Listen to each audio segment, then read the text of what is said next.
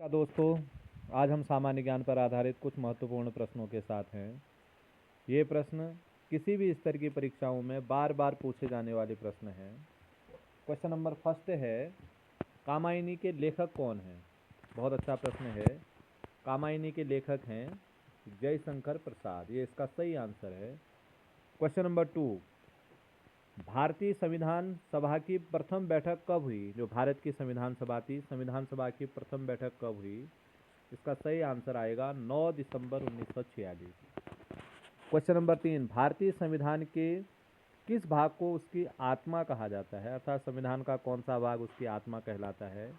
तो इसका सही आंसर आएगा प्रस्तावना। प्रस्तावना को संविधान की आत्मा कहा जाता है। क्वेश्चन नंबर 4, संविधान का अनुच्छेद 40 किससे संबंधित है? जो संविधान का अनुच्छेद 40 है, उस अनुच्छेद 40 में ग्राम पंचायतों का संगठन है, इससे संबंधित है, अर्थात ग्राम पंचायतों के उल्लेख से संबंधित अनुच्छेद 40 है। क्वेश्चन नंबर 5 है, मूल कर्तव्यों की संख्या कितनी है? वर्तमान भारतीय संविधान में मूल कर्तव्य कितने हैं? भारत के वर्तमान समय में संविधान में मूल कर्तव्यों की संख्या है 11। ये 11 मूल कर्तव्य हैं। संविधान में मूल कर्तव्य किसकी सिफारिश पर जोड़े गए हैं? संविधान में मूल कर्तव्य जो है सरदार स्वर्ण सिंह समिति की अनुशंसा पर संविधान में जोड़े गए हैं। ग्रैमी पुरस्कार किससे संबंधित है? अच्छा इंपॉर्टेंट प्रश्न है। संगीत से, कला से, साहित्य से या खेल से? तो ग्रैमी पुरस्कार है, ग्रैमी पुरस्कार संगीत से संबंधित है। कपास की खेती के लिए कौन सी मिट्टी उपयुक्त होती है? कपास की जो खेती होती है, कपास की खेती के लिए सबसे उपयुक्त मिट्टी जो है काली मिट्टी होती है। इसे काली कपास मृदा या रेगर मिट्टी भी कहा जाता है। भारत के मध्य प्रदेश, महाराष्ट्र और गुजरात, इन 3 राज्यों में यह काली मिट्टी पाई जाती है। अगला क्वेश्चन नंबर 9 है, आर्य समाज की स्थापना किसने की? आर्य समाज की स्थापना 1875 में दयानंद सरस्वती ने की थी। आर्य समाज की स्थापना। बैरोमीटर से क्या मापा जाता है? इंपॉर्टेंट प्रश्न है। बैरोमीटर से जो नापा जाता है वह वायुदाब नापा जाता है। हरे पौधे क्या अवशोषित करते हैं? जो हरे पौधे होते हैं वो क्या अवशोषित करते हैं? तो हरे पौधे कार्बन डाइऑक्साइड को अवशोषित करते हैं। रेडियो की खोज किसने की? जेम्स वाट ने, मार्कोनी ने, थॉमस एल्वा एडिसन ने, चार्ल्स बेबेज ने?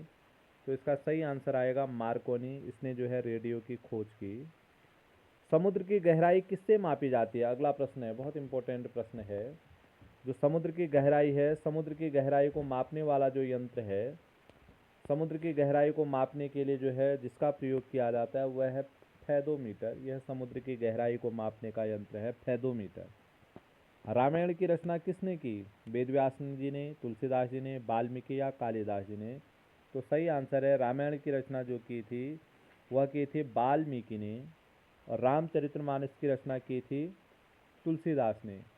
प्रिंस ऑफ बिल्डर्स के नाम से किसे जाना जाता है? प्रिंस ऑफ बिल्डर्स के नाम से शाहजहां को जाना जाता है। शाहजहां के काल में भारत में महत्वपूर्ण स्मारकों का निर्माण हुआ था, इसलिए शाहजहां को प्रिंस ऑफ बिल्डर्स के नाम से जाना जाता है। नाथुला दर्रा किस राज्य में स्थित है? इंपॉर्टेंट प्रश्न है। नाथुला दर्रा भारत के सिक्किम राज्य में स्थित है। अगला प्रश्न आता है, सत्यार्थ प्रकाश के लेखक कौन है? बहुत इंपॉर्टेंट प्रश्न है। सत्यार्थ प्रकाश के जो लेखक हैं वो दयानंद सरस्वती हैं। हर्षचरित्र किसकी रचना है? हर्षचरित्र जो रचना है वह वाणभट्ट की है। 1942 में भारत में कौन सा आंदोलन शुरू हुआ? भारत के 3 महत्वपूर्ण आंदोलन, एक 1920 में प्रारंभ हुआ, एक 1930 में प्रारंभ हुआ, एक 1942 में।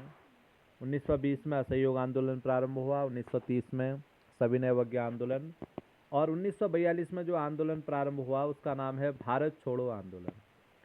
विंग्स ऑफ फायर किसकी रचना है? विंग्स ऑफ फायर जो रचना है वह है एपीजे अब्दुल कलाम की। अगला प्रश्न आता है, कौन संसद की कार्यवाही में भाग लेता है पर संसद में मत देने का अधिकार नहीं रखता? तो इसका सही आंसर आएगा भारत का महाधिवक्ता। महान्यायवादी या महाधिवक्ता संसद की कार्यवाही में भाग तो ले सकता है लेकिन मत देने का अधिकार नहीं रखता।